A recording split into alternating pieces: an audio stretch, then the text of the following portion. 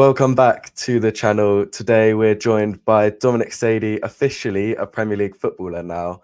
How did it feel making your debut just this year? Yeah, it was a surreal moment.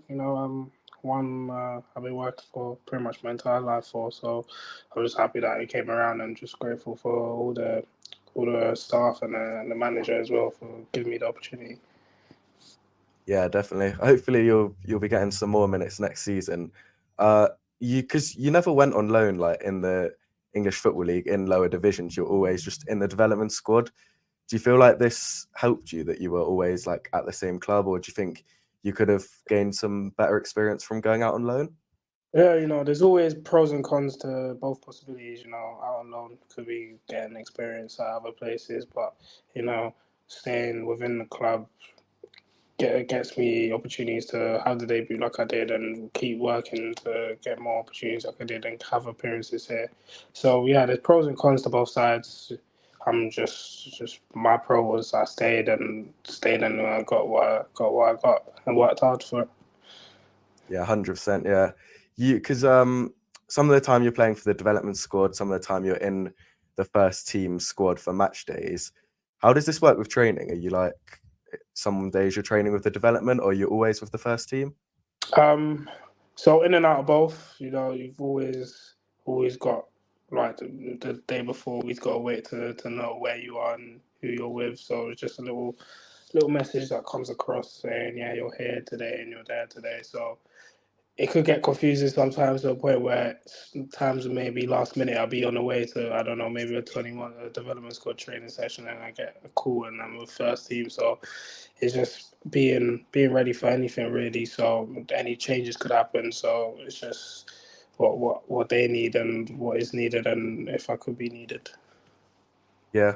Did you know that you were going to be making your debut on the day that you did, or was that a last minute thing? No, that was all shock to me because I wouldn't have thought like any possibility that way that was gonna happen. Obviously, fortunate for me that where the squad was so light at that game, back of my mind I had it as a possibility, and it was just the team being so good that the way they were this season, getting that lead and late on to the game. Obviously, it was something I had in the back of my head, but never put it into reality until my name got called forward, and it was a good moment to have. And obviously, I had three other boys on the bench as well that were very happy and very shocked that was happening. So it was just a great moment.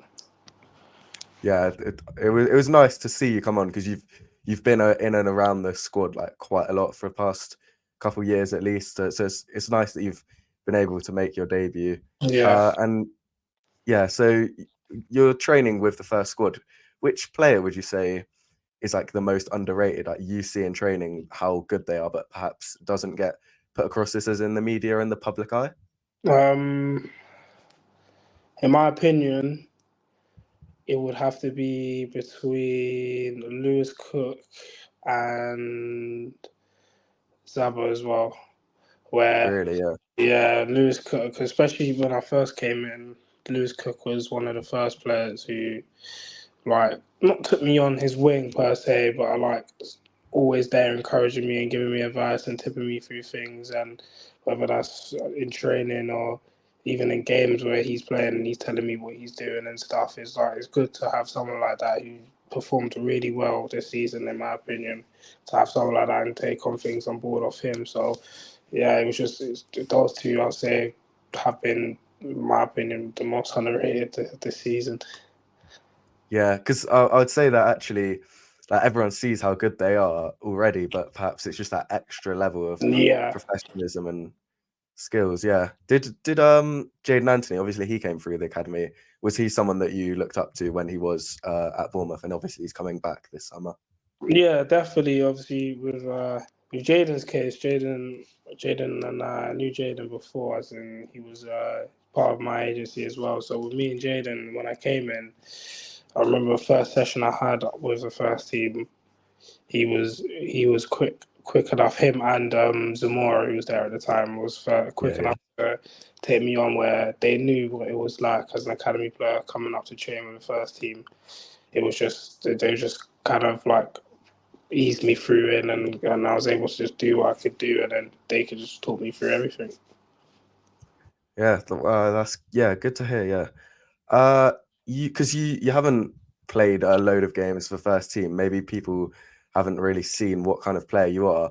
What current or past player do you model your game on? Oh, I don't know. I always have a think of this, but um, I would say a bit of a Santi Cazorla in a way.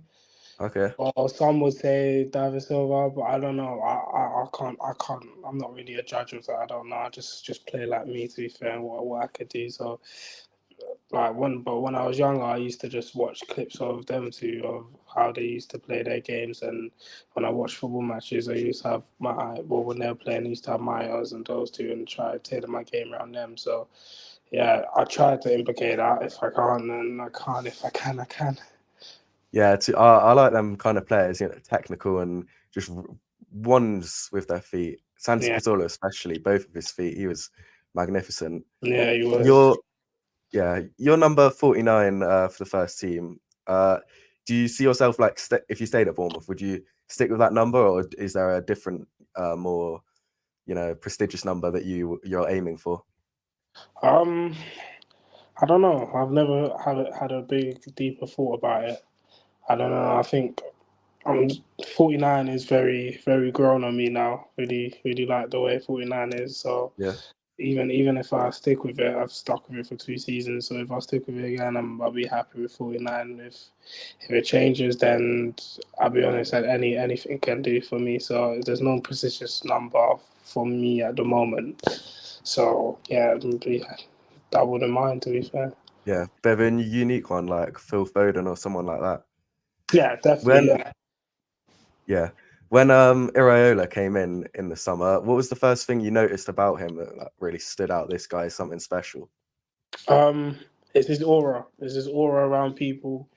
As soon as he came in, like the first day of preseason, we all knew that like he was smiley and enjoyable. But when it got down to business, it was a real keep your head down and knuckle down. And he got on to us about it because when he first came in, he knew the assignment he wanted, and he tailored it onto every single person in the room. So yeah, that's the first thing I feel like he stood out, is that he's easily approachable. Like, can go to him, ask questions and stuff. And yeah, and when a man who can is a man who, when it's time to be serious, he knows to knuckle down and be serious. So it's good to have that balance. So he's approachable and serious at the same time. Has it been hard work in training under him? Because he's obviously it's always hard work, but he's particularly a pressing manager that wants the forward players to be running a lot and closing down opposition. Is that hard work in training? Yeah, it is. It is. Every time he wants us to press, and there's different ways to press. So, on a tactical standpoint, he's always telling us to work hard, and obviously, with the way we want to play, and the physical aspect, like it's very physical. So he demands a lot of physical output from every single one of us. So when it's in training or whether it's in games, so in training, he try brings that physical output for all of us. So we know that in the game it's going to be like this and that. So yeah, it's been hard, but it's when a man with a vision and you stick with it, it's there. So you get easily adjustable to it. So yeah, it's been nice, to be fair. Do you think he made a big impact on you, like coming through to the first team and making that Premier League debut, or would that have happened under previous managers anyway? I'm not sure. I'm not sure. I can only do what I can do in present time. So he has made I've definitely made like what's the word I say, a difference to me in terms of maturity as well, where he has tailored me a lot through the season, being with the first team, and like gave me like encouraged me to get more used to men's football, which he has done this season, hence the debut as well. So yeah, he's made that change for me, and like I said, I'd be grateful for that always. Yeah, you made your first team debut a couple seasons ago. I think we were in the Championship at the time, weren't we? and you came on against Norwich in the cup, and that last-minute assist for Brooklyn Genesini. How did that feel? Yeah, there's a whole circle of emotions that year. I remember I literally first signed as well, and I did pre-season with it was under Scott Parker at the time, and yeah, I didn't think where it was going to be a thing where just coming in an opportunity like that was going to come. So even the fact of traveling, I know a lot of the academy boys travelled that night, but even the thought of I've just come in and I'll be one of them boys to travel was a lot for me. So that was the first time I was even on the bench for a professional or like a very professional match like that. So then, in the case of coming on, like just to know I was coming on, I remember I I was really shell shocked. Like I didn't think that it was going to be a quick turnaround in such a way where I was gonna come on and have that moment. And then obviously, luckily for me, Jaden being the way he was in there and on the pitch as well. Obviously, like I had the confidence of he's one that's helped me out and brought me in, and yeah, he played a part to me, so which was nice. And obviously, my first thought was just when I was in that position, just literally get my head down, get a cross in, and luckily Brooke was there to tap in. Really and truly, it was like Scott Parker. He kind of instructed both of us in a way for it to happen where he said the ball will go out to Jaden, make this run. If Jaden plays, you put the cross in Okay. for Brooke to get into the back post. So he kind of talked his way through the whole thing, and when it just came true, like I generally couldn't believe it at the time. So and then just to put it into penalties and for a win as well, yeah, it was incredible. Yeah, that's quality. Yeah, I didn't realize that was something that had been almost planned beforehand. Yeah, You grew up in London, is that correct? yeah. Do you feel like that was a different experience to other players who might have grown up in other parts of the country? Um, Possibly. Everyone has their own different experiences everywhere in the world. So for me, living in London, London is for like in my opinion is very football based. As in, there's very clubs in London, very so many clubs in London, and so many kids that want to play football in London. So yeah, it's just growing up around football, playing football with friends in school and everything. So yeah, it's just tailored that to become my life and what it is today. Did you get released by West Ham? Yes, yes, I did. Was that did that feel like a big blow to your self-esteem, or was that something you just knew was going to happen and moved on with your career? Um, it was something that it was a big blow for me, yeah. But I'll say it's more my family members around me where they lifted me up when I was down to say, like, we know you, like, you're gonna be fine, and push me even after probably 2, 3 years out of football, out of obviously high level football, they were still there going, yeah, you can still do it, just keep pushing.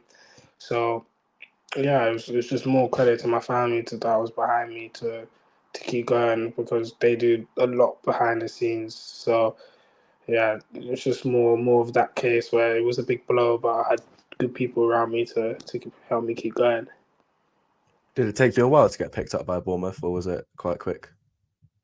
No, it was quite a while because I was playing with Wingate and Finchley for a year and a half.